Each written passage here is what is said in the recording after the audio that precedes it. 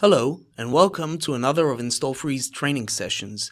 This is Jonathan, and in this video I will show you how to enable roaming profiles for bridge users within a domain. The InstallFree Bridge Suite enables roaming profile capabilities that ensure that all customizations made by users to their virtual applications will follow them no matter what machine or platform they are logged in from. So personal settings such as modified toolbars, appearance tweaks, and default folders will be consistent from computer to computer. And this is of course aimed specifically at users that move around within the organization and work from different workstations. Technically speaking, the roaming profile simply means that the user's user data files, which contain all customizations, are stored in an online central location rather than the user's local machine, so each endpoint accessed by the users will get the same user settings. Now, before we start, you should be aware that enabling roaming profiles compels users to be connected at all times to the network location where the user data is stored. Otherwise, the application will not be available.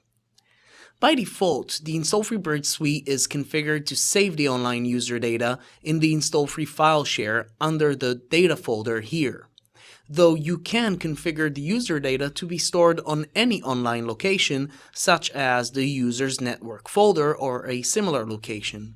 Now, you can see here a folder belonging to a user. In this case, it doesn't have an online user data, but you can see that the folder's name consists of the username and the domain he logged in from. Okay, the first preliminary step before we start configuring the bridge itself is to make sure that users have write permissions to the location in which you want the user data to be stored. So let's just quickly check if users are co-owners of this folder. And you can see that in my case, I have everyone listed as co-owners.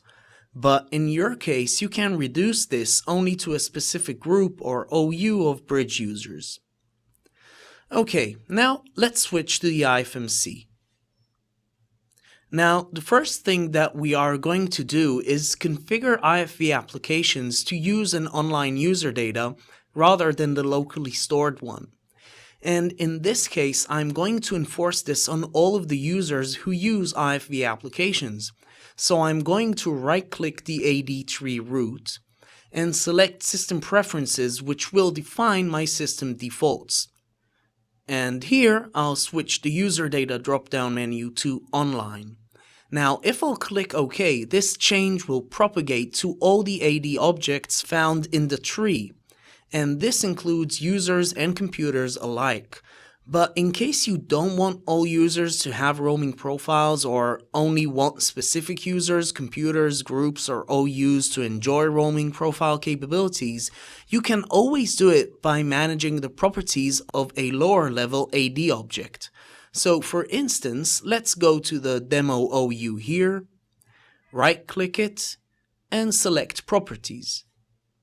Now, in the IFV Application Policies tab here, you can see that the user data dropdown is set on AD parent, meaning that the policies are inherited from a higher AD object. In this case, the policy is set at the System Preferences level. And if I was to switch it to offline, this would exclude the users found under this OU, and they would not have an online user data. On the other hand, I could have kept the system preferences at offline by default and switch only this OU to online. Another option, which is not recommended unless it corresponds to an exceptional need, is to change the user data policies at the IFV applications level. In that case, I could just go to the IFV application or container, right-click it, choose Properties, and again, under the IFV Applications Policies tab, switch the user data to Online. Another point that should be noted is that if you are trying to make an exception for a specific application, it won't work from here, since according to InstallFree's configuration level precedence, IFV application policies set at the AD level overrule those made at the IFV application level. Okay. But for now, I'll keep the online user data configuration at the AD3 root system preferences level, and basically now roaming profiles are enabled. Now, the next step that I'm going to show you applies only to those of you who wish to change the location in which the user data is stored. And for that, I will expand the system tree, which is located under the install free file share tree. Right-click the Bridges branch and select Properties. Go to the Properties tab. Scroll down to the Server Path section at the bottom.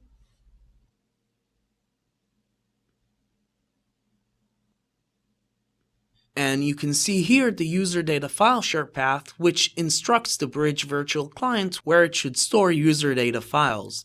And in this case, like I've mentioned before, you can see that it points to the file shares data folder that I've shown you before, and a subfolder that consists of the username and the domain name. And by changing this variable, I can manipulate the location where the user data is stored.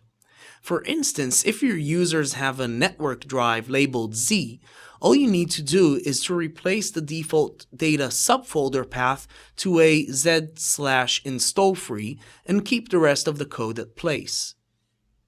Another option you might want to use is doing the exact same change using the connection manager.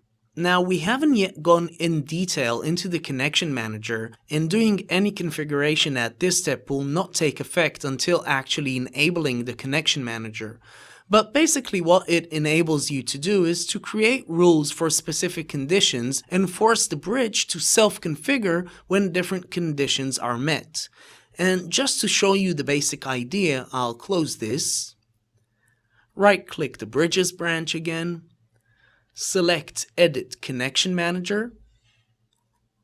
And after I've set my condition in this screen, for instance, if the user is logged in from a different domain, I simply go to the Configuration tab, scroll down again to the Server Path section, just like in the Bridge Properties, and again change the path here to a different path according to my needs.